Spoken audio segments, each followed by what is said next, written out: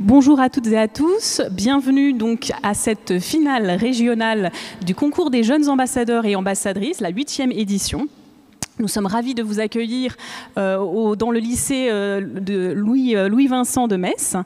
Et j'en profite d'ailleurs pour remercier le proviseur, Monsieur Palès, qui a bien voulu nous recevoir dans ses locaux et notamment dans cette salle prestigieuse qui est d'ailleurs à la hauteur donc de cette finale et des prestations que nous allons bientôt voir. Alors, nous allons juste peut-être un tout petit peu modifier l'organisation, mais les élèves sont prévenus. Donc, on attend encore un collège de l'Académie de Reims qui vient en train et leur train est un petit peu, arrive un petit peu plus tard. Donc, nous les attendons. On va simplement donc modifier par rapport au planning qui était noté, mais ça ne change pas grand-chose pour vous. On va commencer par le lycée, la catégorie lycée professionnel.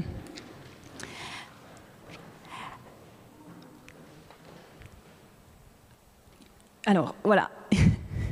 Donc, nous allons donc commencer. Donc, les deux groupes sont prêts.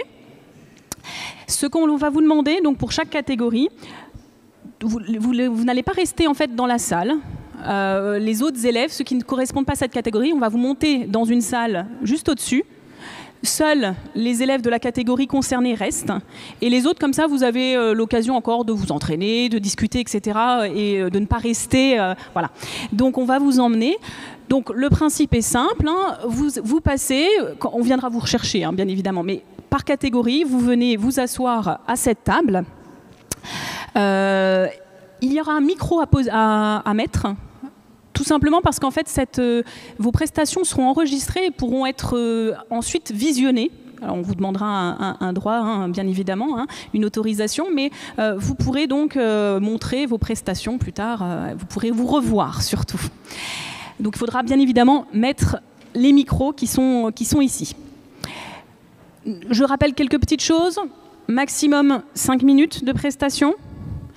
Donc certains le font en anglais, certains en français, voilà, certains, voilà, il n'y a pas de souci. Et donc à la suite de ça, il y aura donc un lauréat par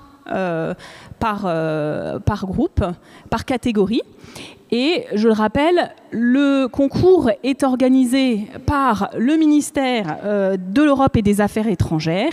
Et donc, les lauréats de chaque catégorie pourront se rendre à l'hôtel du ministre de l'Europe et des Affaires étrangères.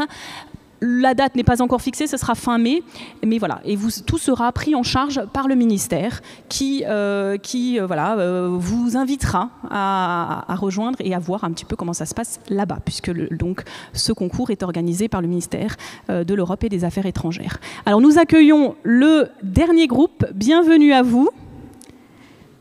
Ne vous inquiétez pas, vous aurez un petit peu de temps. On a décidé de vous laisser souffler et vous pourrez avoir le temps. Donc pour l'instant, restez là puisqu'on va vous amener dans une salle à l'étage supérieur. Vous pouvez prendre, juste avant de partir, quelques petites viennoiseries si vous le souhaitez. Mais ne vous inquiétez pas, vous n'allez pas tout de suite enchaîner. C'est le principal pour vous. Bienvenue à vous. Donc, si tout le monde est prêt, nous allons commencer. Donc je vous annonce, vous allez passer devant un jury de 5 personnes. Vous avez tout ce qui est noté, mais je vais vous les présenter. Donc nous avons le président du jury, Monsieur Lacoste, conseiller diplomatique auprès du préfet Grand Est. Nous avons Monsieur Franzma, chef du chef du département des publics à la direction des archives, les fameuses archives qui vous ont donné le dossier documentaire. Madame Stéphanie Gimbert, IAIPR d'Histoire Géo dans l'Académie de Nancy-Metz. Madame Miller-Amar, IAIPR d'Anglais dans l'Académie de Strasbourg. Et Madame Stoffel, IAIPR de lettres et également déléguée académique à l'action culturelle dans l'Académie de Reims. Donc un jury assez hétérogène. Et voilà, donc 5 membres de jury pour vous écouter. Donc nous vous souhaitons bonne chance et nous pouvons donc commencer la finale.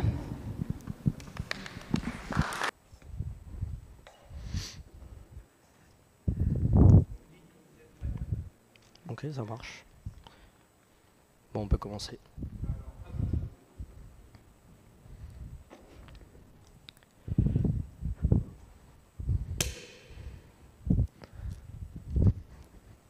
Bonsoir, monsieur l'ambassadeur. N'abusez pas du champagne, il y a encore de la vodka. Bonsoir, ravi de vous revoir. Merci du conseil, mais je préfère largement un bon Rittenhouse Rye. Ah, vous êtes un vrai Américain. En tout cas, je suis très satisfait que nos deux pays puissent reprendre le dialogue. De même, nous avons perdu beaucoup trop de temps. Nous sommes bien d'accord que l'arrêt des bombardements sur le Vietnam du Nord est une bonne chose pour reprendre les discussions. Effectivement, nos bombardements avaient un but. Ils étaient nécessaires pour assurer la sécurité dans le Sud. Par ailleurs, mon pays espère que cet arrêt des bombardements ne permettra pas au régime d'Hanoï de se préparer à de futures attaques, comme lors de l'offensive du Tet. Ces bombardements ont quand même été d'une barbarie sans nom. De nombreux civils innocents ont été tués, ce qui a provoqué, comme vous le savez, des manifestations dans le monde entier et une hostilité envers l'impérialisme américain dans de nombreux pays. Nous n'aurions sûrement pas été obligés de bombarder le Vietnam du Nord si vous, les Soviétiques, n'aviez pas fourni les fusées SAM-3 et d'autres armes encore. N'oubliez pas non plus que notre intervention au sol était une réponse directe à l'agression dont nous avons été victimes dans la région du Tonkin début août 1964. Vous pensez vraiment que c'est une bonne idée de parler du Tonkin, qu'on appelle chez nous la grande supercherie? Je pense que nous devrions nous recentrer sur l'avenir du Vietnam. C'est vrai, l'avenir est plus important. Nous devrions arrêter de ressasser le passé. La conférence de Paris est imminente. Je suis tout à fait d'accord avec vous. J'ai notamment eu une discussion il y a quelques jours avec M. Tram Bukiem, qui est de notre point de vue une personne raisonnable, fréquentable et qui représente l'opinion majoritaire du Vietnam. Effectivement, M. Kiem me semble bien plus fréquentable que ses prédécesseurs. Cependant, je pense que le président Thieu est la meilleure option pour le Vietnam. Quoi qu'il en soit, nous sommes tous d'accord pour que soit rétabli le 17e parallèle. Mon gouvernement attend que les troupes du Nord quittent le Sud, sans cela, les discussions risquent de tourner court. Oui, par ailleurs, il faudrait également que vous envisagiez un retrait des troupes au Vietnam en respect des accords de Genève. Comme vous le savez, depuis l'élection du président Nixon, la doctrine américaine a changé. On est plus sur un désengagement militaire que sur un engagement de nouvelles troupes au sol. C'est une bonne chose. Effectivement. De toute façon, c'est aux Vietnamiens de décider de leur sort, en espérant que cela se fasse de façon démocratique et que la Chine ne fasse pas preuve d'ingérence. Nos liens sont rompus avec la Chine et nous ne les considérons plus comme nos partenaires. Quoi qu'il en soit, il faut une réconciliation nationale au Vietnam. Monsieur Shriver, excusez-moi de vous déranger dans votre conversation. Bonjour Monsieur Monsieur Zorin, Debré. Bonsoir, monsieur ravi de faire Debré. votre connaissance. Monsieur Shriver, nous pouvons aller parler? Bien sûr, Pas de souci. je dois vous laisser. Je vous souhaite, au nom de mon gouvernement, une bonne année 1969. Qu'elle soit celle du réchauffement des relations entre nos deux pays. Bonne soirée. Bonne soirée. Bonne soirée.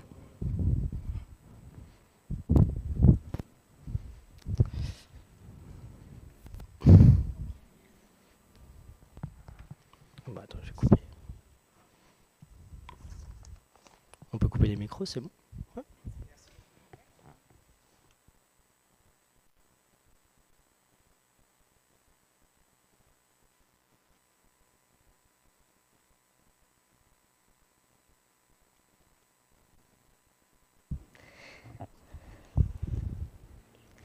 Monsieur Zorin, les États-Unis comptent beaucoup sur les discussions de paix qui vont démarrer à Paris.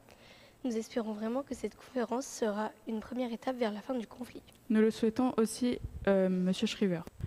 La guerre cause tant de souffrances au peuple vietnamien.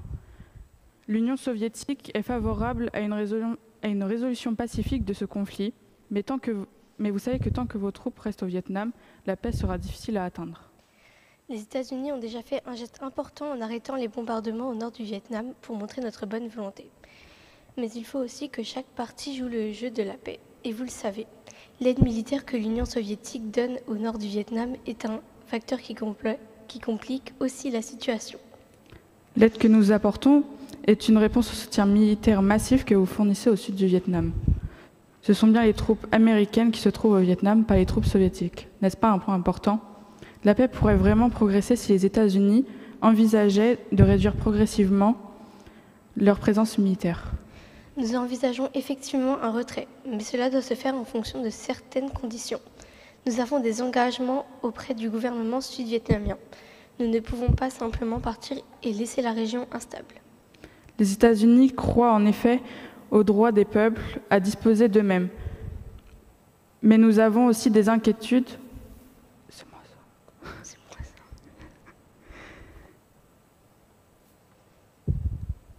Le peuple vietnamien souhaite déterminer son propre avenir. L'histoire a démontré qu'il est difficile de maintenir une influence étrangère contre la volonté d'un peuple, surtout lorsqu'il envoie un message fort en faveur de la paix. Si les États-Unis montrent qu'ils respectent ce désir d'autodétermination, cela pourrait être un signe positif. Les États-Unis croient en effet au droit des peuples à disposer d'eux-mêmes, mais nous avons des inquiétudes. Si le Vietnam tombait entièrement sous l'influence communiste, cela pourrait déstabiliser toute la région. Notre gouvernement espère que la conférence de paix de Paris permettra de trouver une solution de compromis où Nord et Sud pourraient coexister, mais sans se faire la guerre. Voilà donc ce qui nous unit malgré nos différences. Nous voulons une paix durable, nous voulons que cette conférence ouvre la voie à une désescalade, à une réduction des tensions. La paix serait bénéfique pour tous, Monsieur Shriver. Mais il faut que ce soit une paix juste, qui respecte ce que le peuple vietnamien souhaite réellement.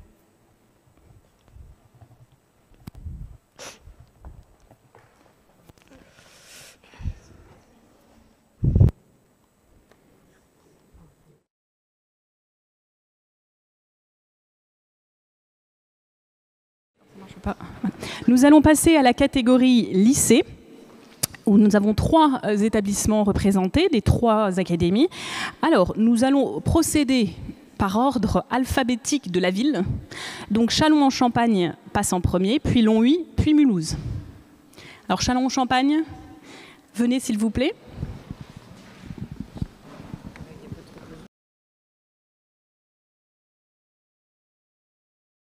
Vous l'entendez, mais avant de vous commencer, merci de bien vouloir vous présenter. Et puis après, vous êtes parti pour 5 minutes maximum. Savoir quel rôle vous jouez. Hein, Merci beaucoup.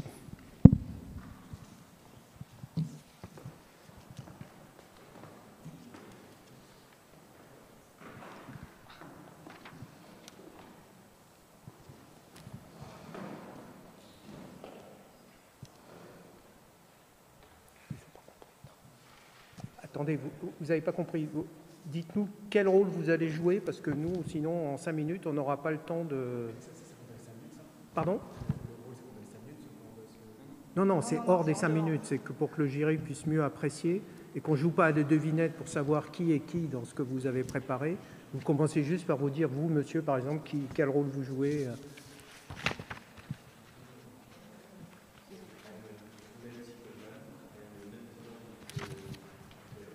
peu plus fort.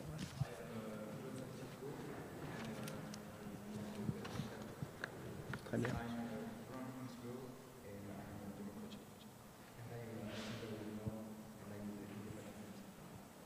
Très bien, allez-y.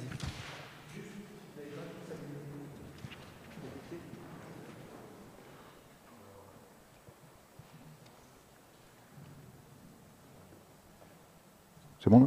Ouais, c'est bon, ok. Et vous, monsieur, vous avez essayé, ça marche ? Ouais, c'est bon. Bon, c'est parti. Hello everyone. As you know, since January 30th, the National Liberation Front, supported by North Vietnam, decided to attack South Vietnam, and it's not tolerable. Moreover, our president decided to open the negotiations, and we are reunited to prepare it. Hello, I am here to present to you that we need to demonstrate our credibility facing the world and preserve democracy to stop the influence of communism. I think the best option is to reinforce the troops in the front line to win this war. No, this is the worst idea. This war is already a massacre and you want to continue. Moreover, the population is aware of many deaths in the army and principally the civilians. We need to end this war. The Paris conference is the moment to talk about a peace agreement. Hello, I agree that we should reinforce our army, but I think the bombings are necessary to defend Saigon and South Vietnam, as you say just before. And do you think France will help us? Yes, France has a great army. It's important to talk with them.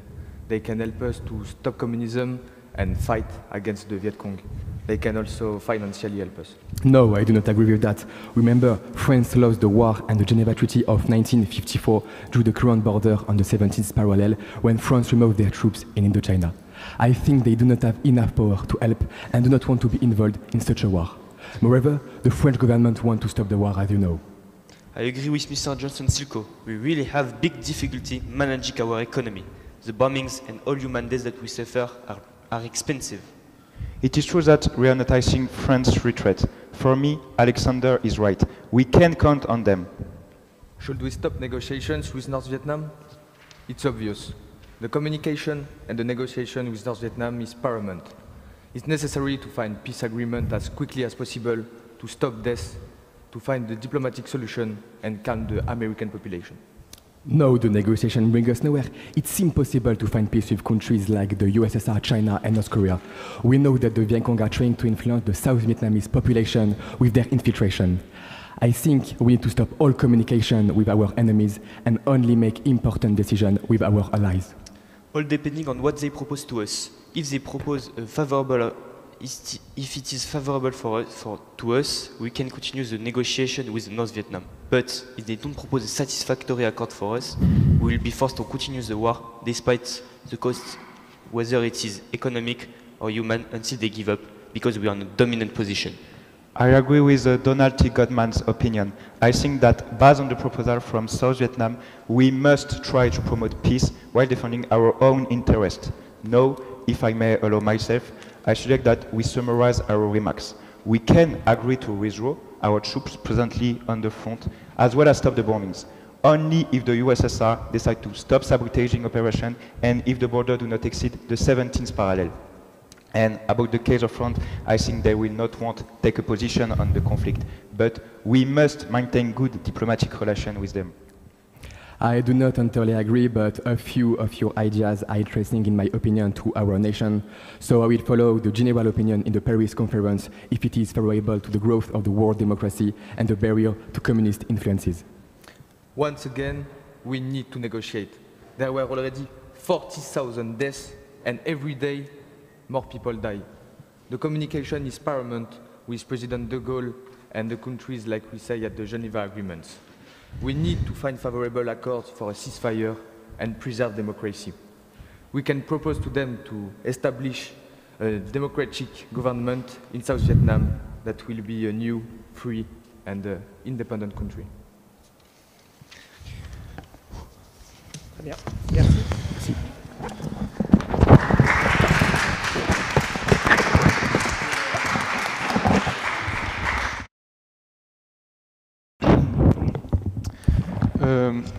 On se présente? Oui, s'il vous plaît. Ça fait partie de l'exercice, hein, les petits dispositifs techniques, même si, encore une fois, pour une réunion interne, normalement, il n'y a pas de micro, mais peu importe. Donc oui, avant de commencer votre présentation, si vous voulez bien dire quel rôle vous jouez, ça nous aidera, parce qu'en 5 minutes, parfois, pour nous, c'est pas forcément facile d'identifier qui est qui. Donc, monsieur, je vous en prie. Moi, je joue le conseiller en politique étrangère, Foreign Policy Advisor en anglais. Moi, je joue le responsable des affaires politiques, the Political Affairs Officer. D'accord. Bonjour, moi je joue l'ambassadeur Sergeant Shriver, ambassador. Très bien. Vous êtes prêts? Je vous en prie. Good evening, gentlemen. As you know, tomorrow the Paris negotiations open, finally an opportunity to put an end to the Vietnam conflict. We might even manage to get ourselves a nice victory over these communists. Right, sir. We don't want our enemy to be able to brag about defeating us. Now, can we start to think about our demands? Shouldn't we focus on our 10 points already presented in the North? I mean, even if these offers are too advantageous for them, after all, we lost the public opinion. No! President Johnson forbids us any humiliating surrendering. If we murdered Hanoi, even before sending officially our offers, is to show firmly that PS must have our interest. The bombings are still our only leverage. What do you think, John? The situation is clearly not in our favor. Really? Indeed, the Tet offensive exposed our flaws. We have 430,000 men on site, soon to be 50,000 more, according to Johnston. And still, we do not see victory. The NRF can strike as far as Saigon, prove that the South is not secured. Well, despite everything, we keep constant pressure thanks to the bombings. Of course, it doesn't ensure us victory. They still have the support of the USSR and China. But it does represent critical strategic support. The worst is that the US public opinion drops us. Both parties are against the war, and our allies are doubting, especially de Gaulle, who has already expressed his reluctance. Since they got the atomic bomb, we should better stay in good terms with France, shouldn't we? Paris will indeed be crucial. We don't want to let Asia crowding further in communism. However, this is the Vietnam War, not the US war. We need to keep this appearance so we don't scare the South Vietnamese. For North denies being beyond the NLF, but I know they can stop those incursions. I know it, and we all know. You know, maybe the Geneva Accords weren't so bad. What? Nonsense! They would have led to the defeat of the South, and thus the reunification. We were right not to sign them, and we don't have enough strength to impose our vision. But diplomacy must be the first way to go, but on terms more advantageous than Geneva. Well, on the other hand, a simultaneous halt to the bombing is probably the best way to stop this carnage. We also want the Vietnamese to choose for themselves whether to reunify, and I'm convinced they'll prefer our side. Well, we just have to make sure the result is in our favor. A ballot will be held under our supervision, but with no direct official role. Our armies will remain until the conclusion of a democratic ballot. If a southern or reunified government, if luck is not with us, no longer wants us, then we'll leave, but not before. This ballot will not give the impression to anyone that we're freeing. Let's recap. Tomorrow we'll demand a simultaneous halt to NLF bombing and incursions, respect for the 70th parallel, 18th, if possible, the demilitarized zone and a ballot in the south. Reunification will only be discussed if public opinion demands it, and exclusively under our close supervision. We'll not leave the territory until a stable government has been installed, even if it's unfavorable to us. The United States will not lose, especially not to communism. Tomorrow, we'll defend the United States of America. Sleep well, because tomorrow starts the biggest negotiations since the Cuban negotiations.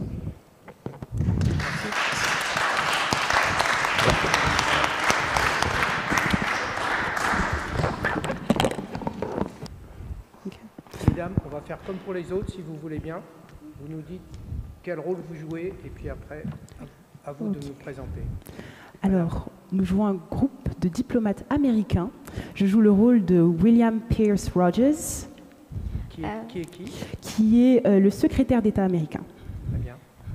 Je joue le rôle de Sergeant Shriver, l'ambassadeur des États-Unis en France. Et moi, je joue le rôle de Henry Kissinger. C'est le conseiller, oui, le conseiller à la sécurité nationale. Très bien. Merci beaucoup. À vous de jouer. Oui. On y va.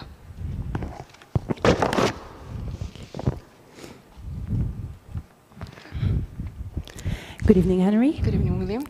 Good evening, Sergeant. Good evening, William. Please take a seat.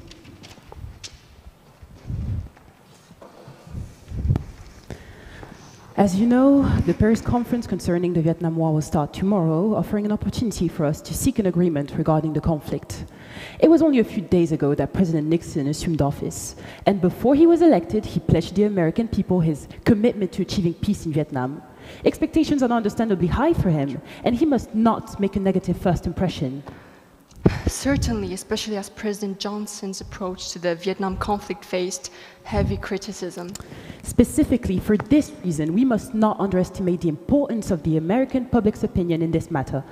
The opposition to the American intervention has been growing steadily, especially since the Tet Offensive last year. This opposition has even extended to our allies, with protest movements increasing in Europe.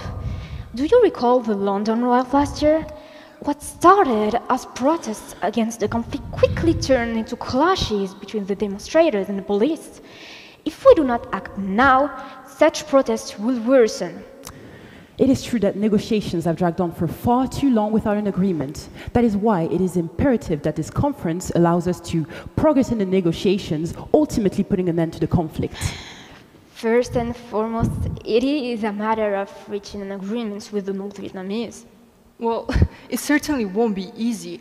The North Vietnamese government, along with the National Liberation Front of Vietnam, has made it clear that any agreement excluding a cessation of bombings on the north and the complete withdrawal of American forces from Vietnam would be entirely unimaginable.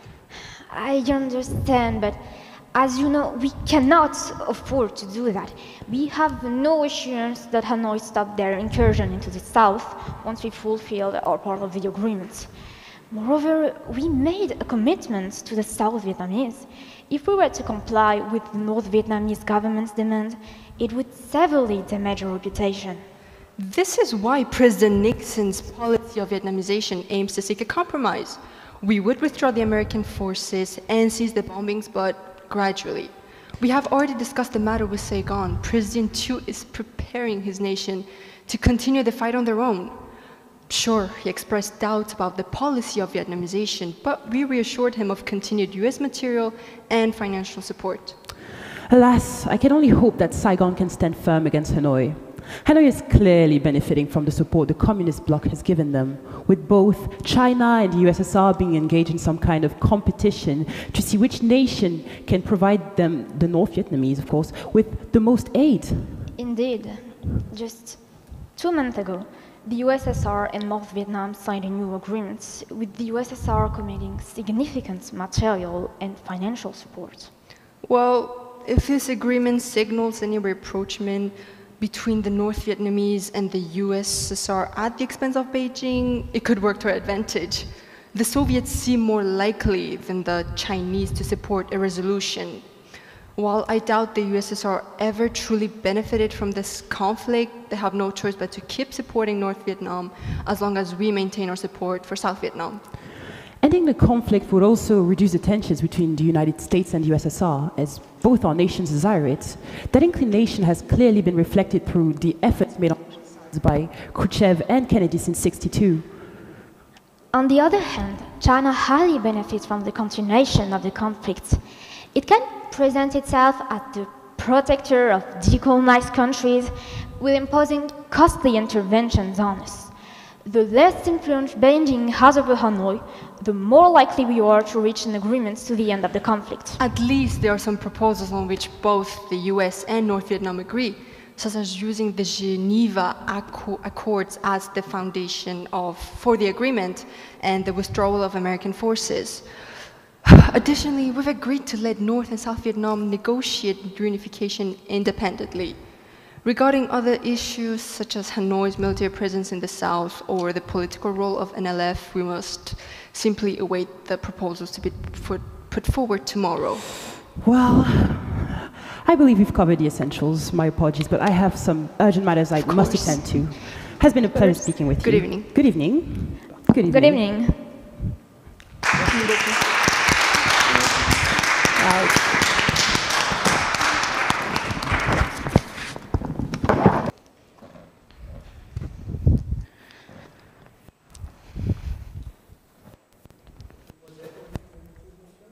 Oui. Ok.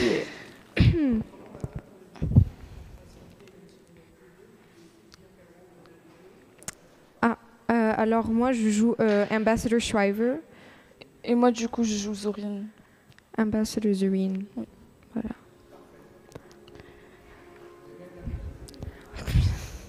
On peut commencer ou pas? Ok. Tu peux toquer.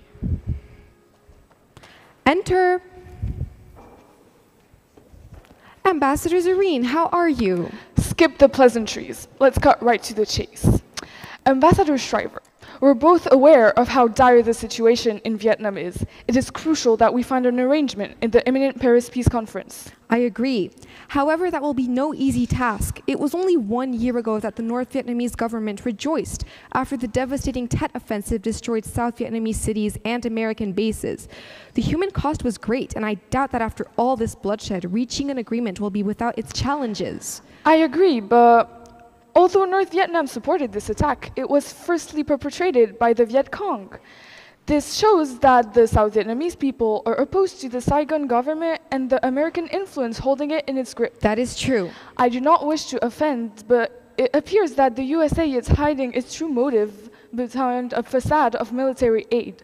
Just as the Czechoslovak representative stated in his letter to the UN, the South Vietnamese people believe that the Saigon government is controlled by American imperialism and wish to have free elections. But the USA consented to holding free elections in the 10 points they issued. They said they would not hinder the freedom of these elections and accept and fully respect the results, whatever they may be.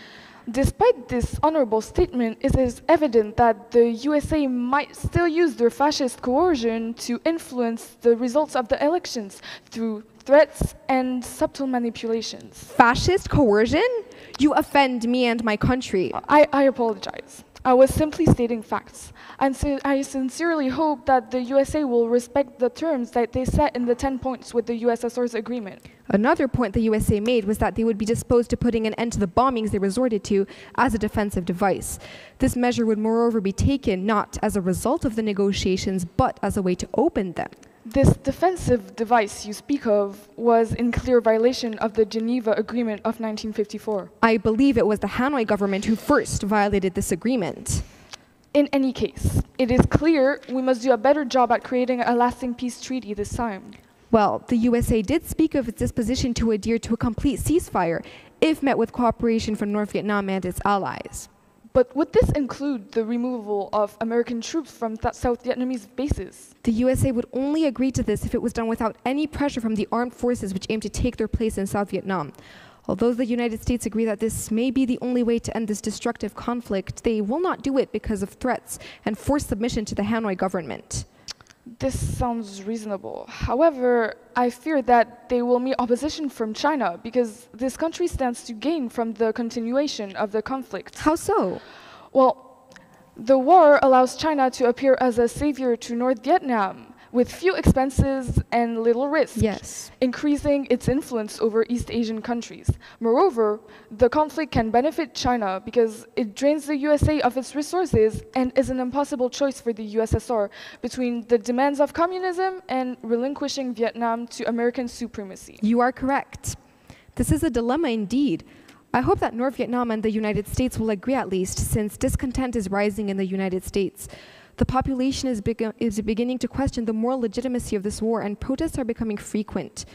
I believe this is true in Europe as well. Yes. This war must end. Whatever the outcome of the negotiations, the stakes are high. A potential ceasefire, withdrawal of American troops, and free elections in South Vietnam will only be reached by overcoming countless obstacles. Absolutely. This talk has been greatly productive and informative, but I fear time is of the essence. I must run to my next meeting. I look forward to meeting with you again. Of course, Ambassador Zareen. It was a pleasure to have you.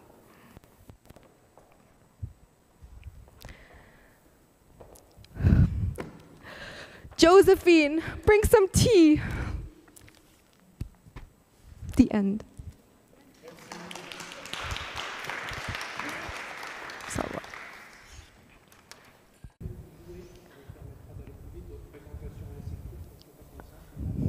Moi, je suis l'ambassadeur russe. Moi, je suis l'ambassadeur américain. Et moi, je suis la serveuse.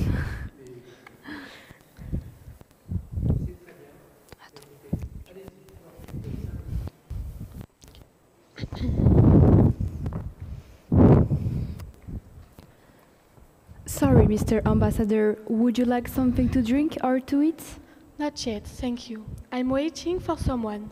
Let me know when Ambassador Shriver arrives, please. Sure.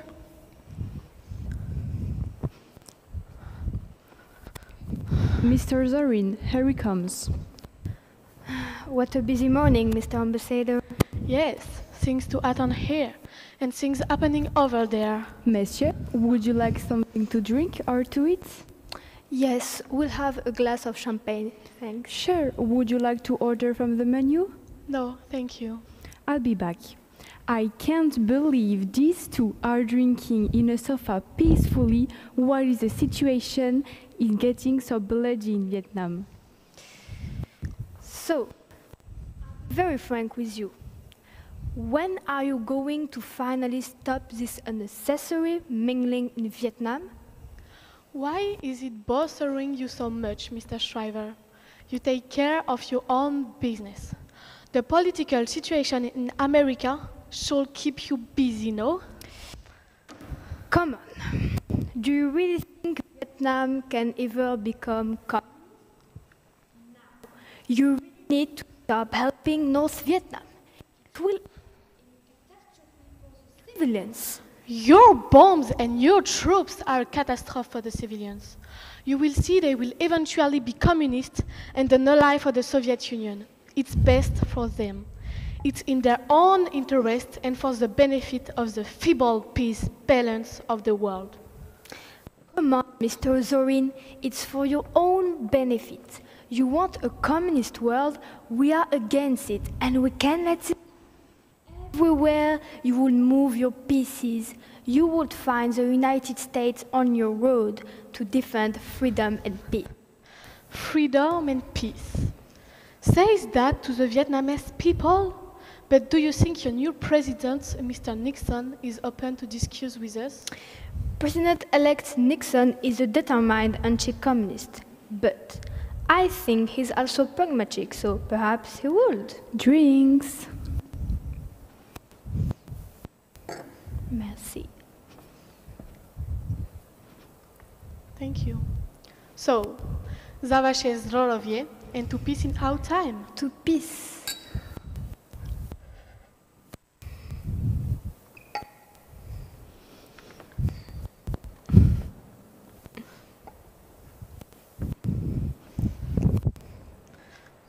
Thank you very Thank much. You.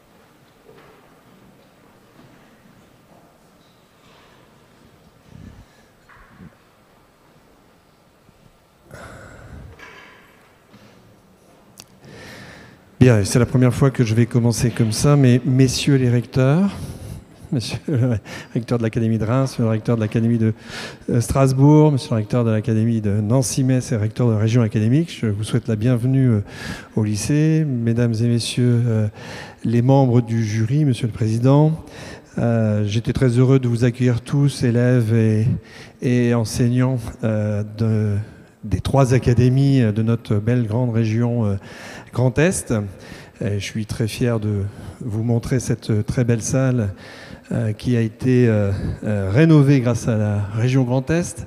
Donc c'est une salle qui nous fait honneur, et donc notre salle d'honneur accueille effectivement un grand nombre de manifestations. Nous étions très honorés de vous accueillir aujourd'hui. Juste un mot sur cette manifestation. J'étais très impressionné par les échanges en anglais de nos élèves. Moi je suis encore de l'ancienne école et on avait du mal à échanger en langue étrangère. Aujourd'hui, on voit que les élèves sont tout à fait en capacité d'échanger sur des thématiques quand même relativement complexes et difficiles en anglais. Et en tout cas, je les remercie d'avoir honoré cette salle et cet établissement. Merci à vous, je vous remercie et je vous cède la parole, monsieur le recteur. Merci beaucoup, monsieur le proviseur. Messieurs les recteurs, cher Vincent, cher Olivier, monsieur l'ambassadeur, chef Philippe, mesdames les inspectrices d'académie, inspectrices pédagogiques régionales, messieurs les directeurs de cabinet, madame la secrétaire générale de l'Académie de Strasbourg, chers amis en vos grades et qualités, et surtout chers élèves. Je suis vraiment très heureux d'être ici aujourd'hui avec mes 2 collègues recteurs pour cet événement qui est devenu finalement une tradition dans notre éducation nationale et qui, au fond, formalise l'existence des liens très forts entre le ministère de l'Europe et des Affaires étrangères et le ministère de l'Éducation nationale. Pour moi qui ai eu la chance de servir les 2 ministères, évidemment ça veut dire quelque chose et ça résonne très fortement. Ce concours existe depuis 2017, il a commencé dans 2 académies. dont celle de Nantes et celle de Créteil, je crois, et il a maintenant essaimé sur tout le territoire national. C'est un concours absolument formidable. D'abord, ça vous permet de vous projeter finalement dans ce qui sera peut-être vos fonctions, en tout cas je vous le souhaite, parce que c'est parmi les plus belles fonctions qu'on puisse incarner au service de la République, les fonctions de représentants de notre pays à l'étranger. Et puis, de façon plus utilitariste, on va dire, ça vous permet aussi, au fond, de vous préparer à tout ce qui vous attend dans votre parcours scolaire. Pour les collégiens, évidemment, le DNB, mais pour les lycéens, le baccalauréat et surtout la suite, l'après-bac et vos études supérieures. Tout ce que vous faites ici va développer vos talents oratoires, qui sont évidemment indispensables pour le métier que vous effectuerez plus tard, et vous a permis aussi, je l'ai compris, de plus que vous familiariser, de plonger dans une langue étrangère que nous aimons tous, qui n'est pas, je le rappelle, la seule langue étrangère que l'on doit parler dans notre région académique, loin de là, mais qui est évidemment extrêmement importante. Je le disais en termes de rappel un peu humoristique, trois de nos jeunes collègues lycéennes, c'est formidable de parler anglais pour...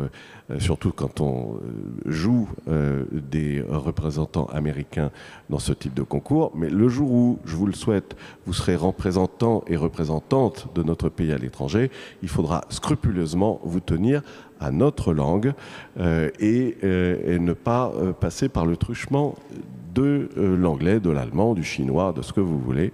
Non, les représentants de la France à l'étranger parlent le français. C'est l'une de nos forces, cette francophonie, vous le savez, et elle doit rester extrêmement, et elle restera extrêmement vivante.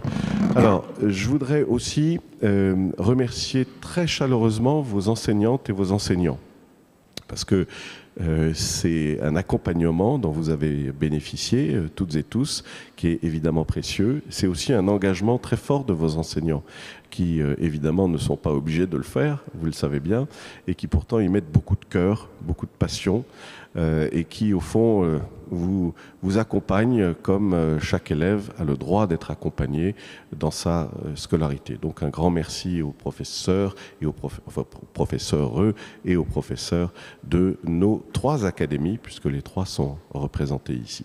On va dans quelques temps, et j'avoue que je ne sais pas moi-même, je vous le dis, hein, qui a gagné. Je vais le découvrir et on aura le plaisir à 3 recteurs de vous remettre les distinctions. Celles et ceux qui auront la chance d'être distingués, tout le monde est distinguable ici aujourd'hui et ce que vous avez fait est remarquable. Pour une équipe, il y aura un passage à Paris qui sera, je pense, mémorable pour vous grâce au Quai d'Orsay et notamment aux archives diplomatiques. Les archives diplomatiques, c'est un trésor national en France, sachez-le. C'est l'histoire de notre pays et de ses relations avec les autres pays, littéralement depuis des siècles. C'est magnifique. Si vous voulez devenir archiviste aux archives diplomatiques, là aussi, je vous le conseille. Et grâce aux archives diplomatiques, vous aurez la chance de découvrir les salons du Quai d'Orsay, qui participent aussi du fait que nous sommes un grand pays.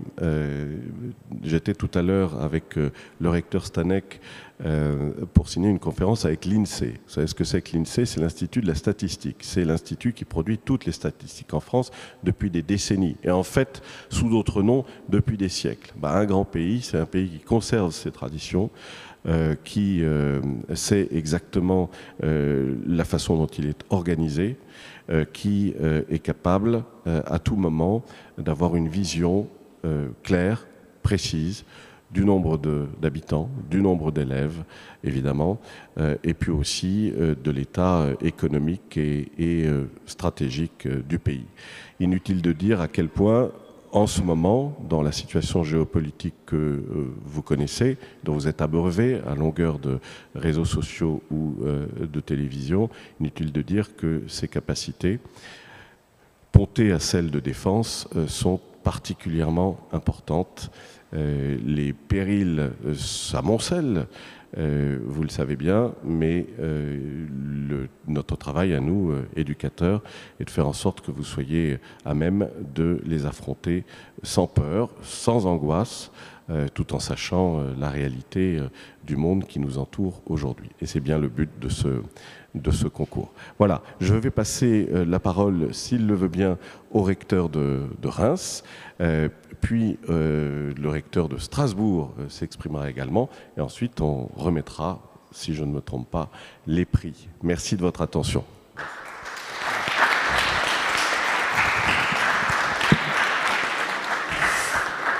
Merci Pierre-François, cher Olivier, chers collègues, monsieur le ministre, et vous tous en vos grades et fonctions et qualités, chers élèves, surtout chers professeurs. Alors coincé, si j'ose dire, entre un historien et un ancien ambassadeur, je suis un peu gêné aux entournures, je me garderai bien d'aller sur le terrain des relations diplomatiques et de l'histoire.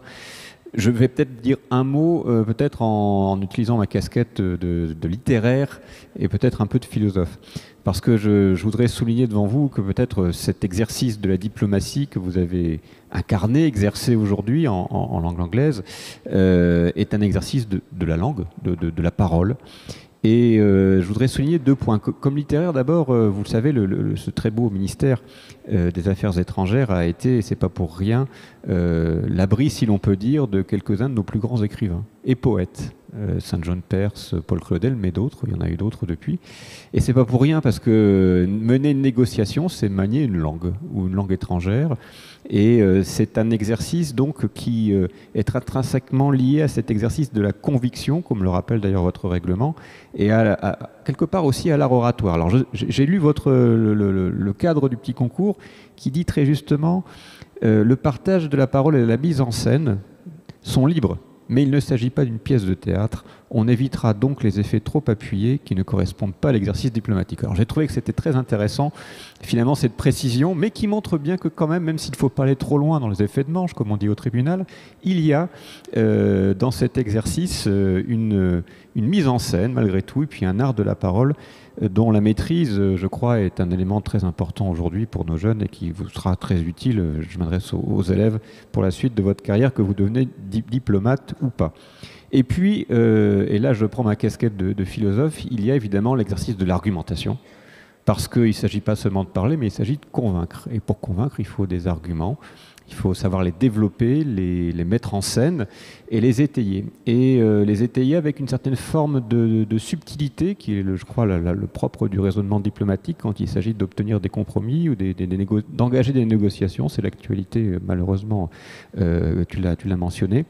Et c'est ce qu'un auteur a appelé le courage de la nuance. Je trouve que c'est une belle expression parce que ça montre que, vous savez, on dit parfois que les diplomates sont, bon voilà, on arrondit les angles et puis à force d'arrondir les angles, on dit pas trop, on finit par ne plus dire assez. Mais en réalité, il s'agit de ce que j'ai pu voir et de ce que pour en avoir discuté avec quelques diplomates, d'un exercice qui demande parfois beaucoup de courage, beaucoup de réflexion pour aboutir à un point commun. Voilà ce que je voudrais simplement souligner, donc cet exercice littéraire, cet exercice d'argumentation qui, au-delà du contexte spécifique de cette journée, sont à mon sens des qualités que peuvent chérir et cultiver très utilement tous les élèves. Donc je voudrais par avance féliciter tous ceux qui ont participé, donc tout le monde, et vous remercier, élèves et professeurs, de votre présence à cette très belle manifestation. Merci.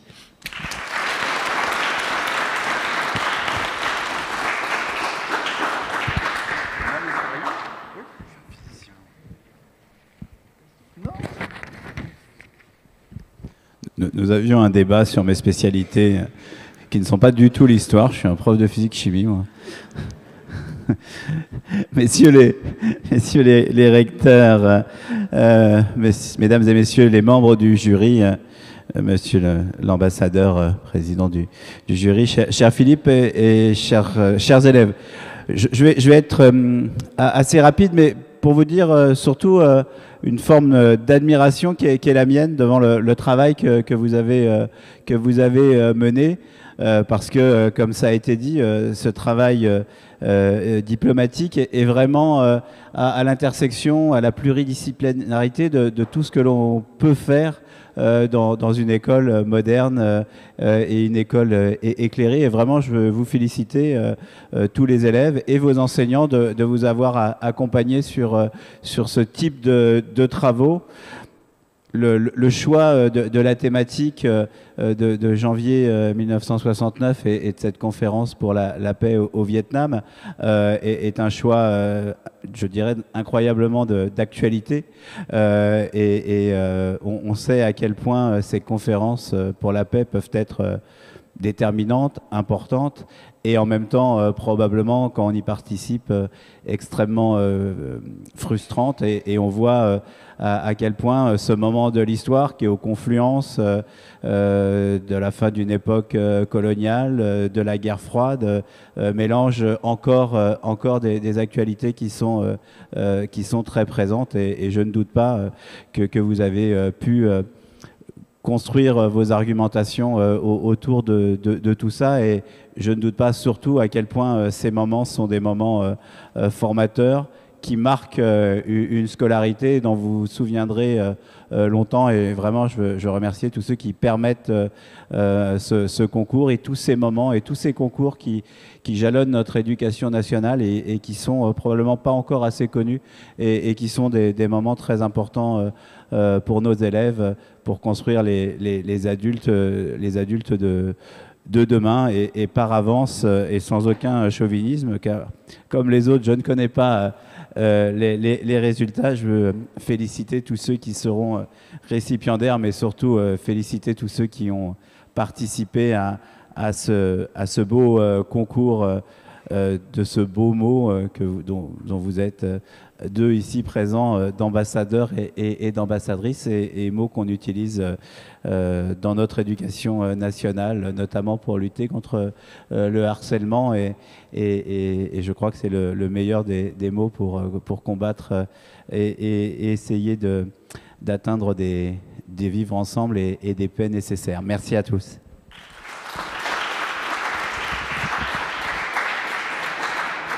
Monsieur l'ambassadeur, cher Philippe.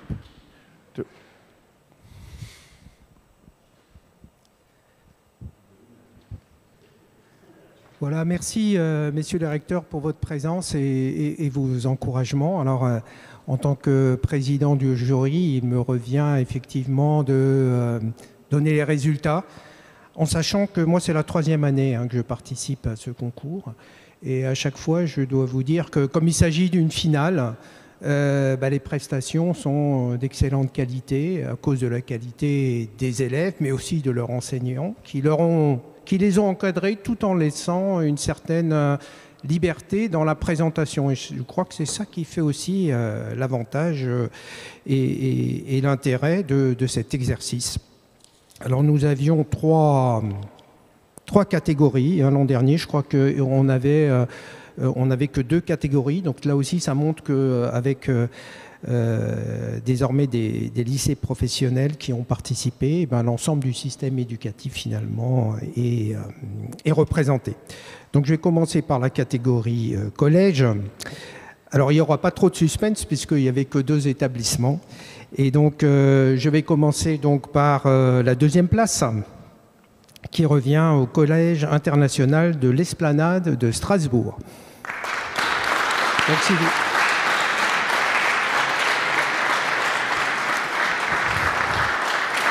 si vous voulez bien venir, les heureux lauréats, l'équipe. Voilà.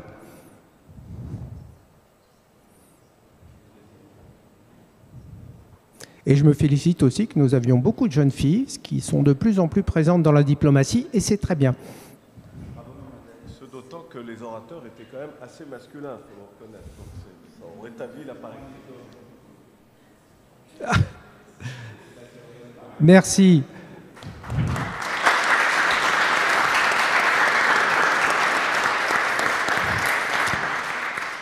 Et bravo à vous, parce que comme je vous l'ai dit, franchement, les délibérations étaient difficiles, parce que dans des styles différents, eh bien, il fallait quand même, puisque c'était notre travail, désigner un vainqueur. Et dans la catégorie collège, c'est le collège Paulette Biya de Tinqueux qui remporte donc le 1er prix. Mesdemoiselles, si vous voulez bien venir.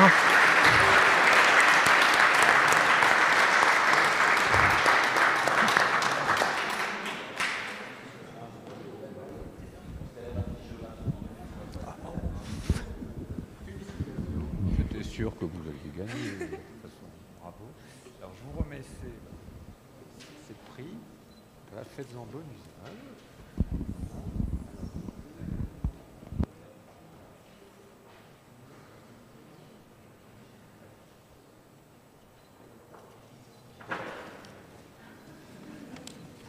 Pardon, je me suis mis derrière.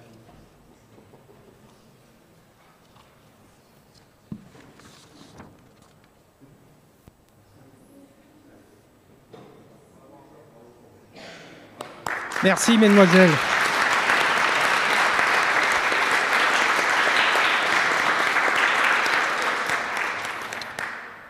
Passons à la catégorie lycée professionnel maintenant. Et donc, pour la deuxième place, j'appelle le lycée professionnel Jeanne Mance de Troyes, s'il vous plaît.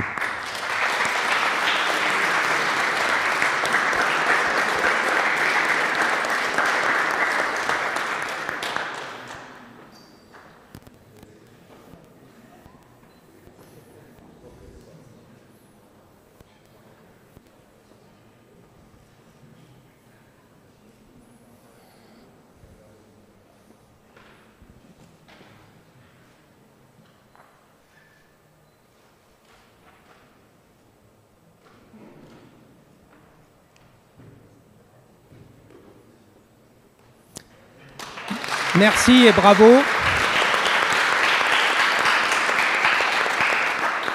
Et donc, sans grand suspense pour la catégorie lycée professionnel, donc j'appelle le lycée professionnel André Citroën de Marly, s'il vous plaît.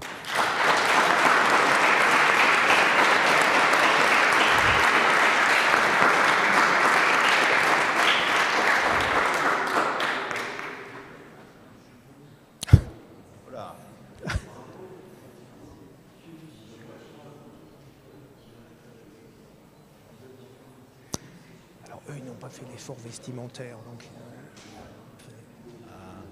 ça faisait partie un peu quand même. Ils ont gagné. Oui, ils ont gagné.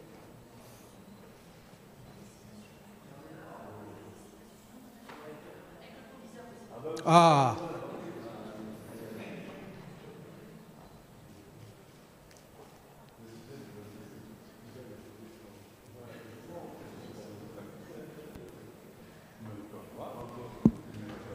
Bravo à vous.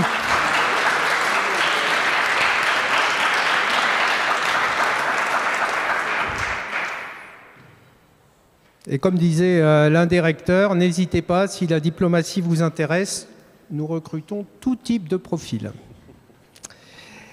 J'en arrive à la catégorie lycée, un peu plus de suspense puisqu'il y avait 3 candidats.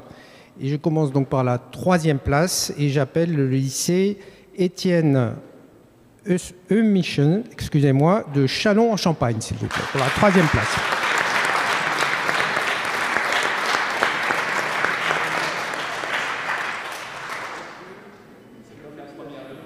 Voilà. Ils sont très élégants. Merci, voilà. Merci d'avoir mis des cravates, parce que c'est vrai que c'est un peu le costume du diplomate, quand même. Heureusement, j'ai pas oublié de la mettre.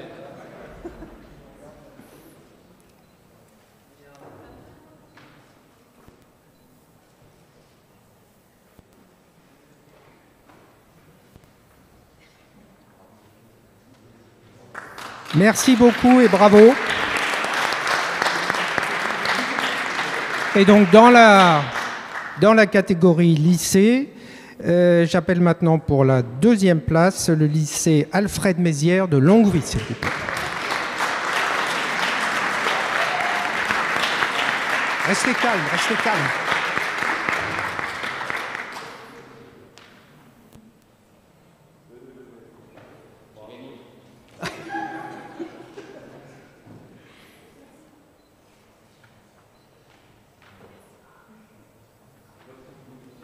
Voilà.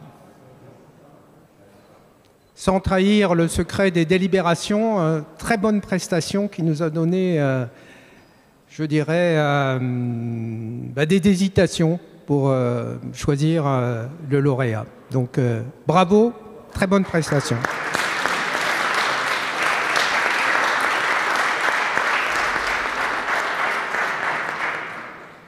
Et donc, sans réel suspense, le premier prix dans la catégorie lycée revient au lycée Michel de Montaigne de Mulhouse. Bravo, mesdemoiselles.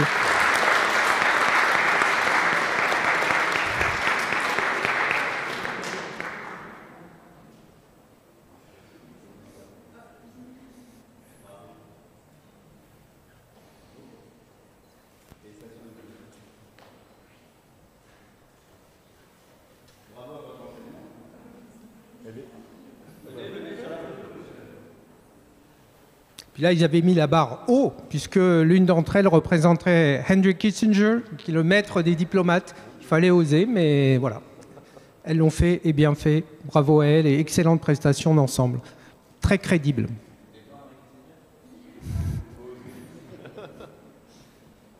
Notre génération, on se souvient en voilà. Ces prestations à la télévision. On va même faire un post.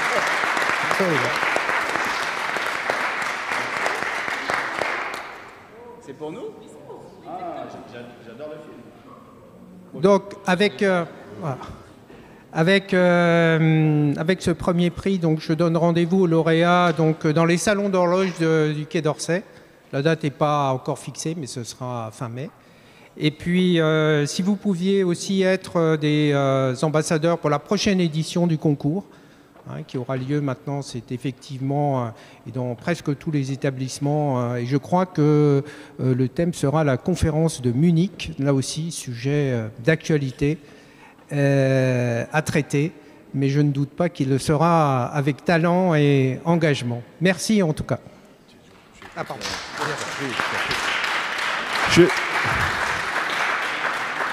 Juste un mot de contexte sur cette bande dessinée que vous avez reçue, parce qu'elle a une histoire, cette bande dessinée. Et pour des gens comme moi qui ont eu la chance de servir à peu près à l'époque des faits qui sont narrés, ça résonne beaucoup. Le ministre, celui qu'on appelle le ministre, c'est Dominique de Villepin, celui qui a prononcé en 2003 ce discours qui restera, je pense, dans l'histoire au moment de la guerre en Irak, sur la position, à l'ONU sur la position de la France.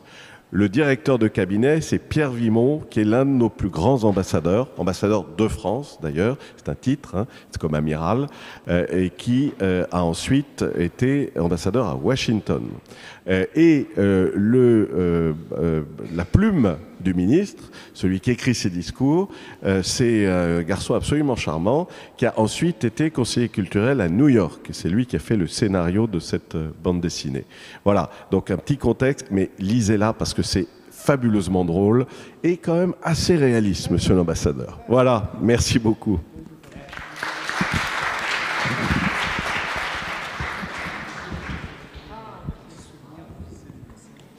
J'ai peur de tout cas. Ah, voilà.